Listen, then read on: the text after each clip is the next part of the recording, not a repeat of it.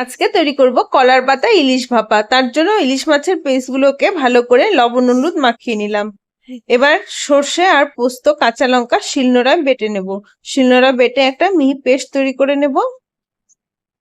মশলা বেটে নিয়ে কড়াইতে অল্প সর্ষের তেল গরম করে মাছগুলো দিয়ে 2 সেকেন্ড মতো উল্টে পাল্টে ভেজে নামিয়ে নেব। এটা কাঁচাও করা যায়, আমি অল্প ভেজে নিলাম।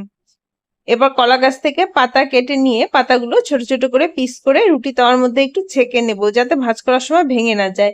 এবার সর্ষে পোস্ত বাটার মধ্যে লবণ হলুদ আর সর্ষের তেল দিয়ে ভালো করে মিশিয়ে নেব।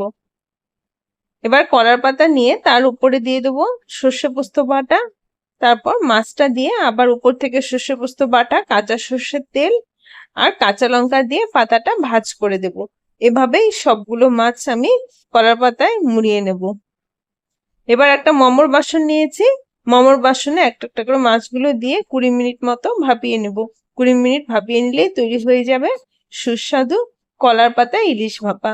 তো বন্ধুরা, একবার ট্রাই করে দেখো, খেতে ভীষণ ভালো হয়। আর ভিডিওটিতে লাইক করে চ্যানেলটি সাবস্ক্রাইব করে দিও। টাটা।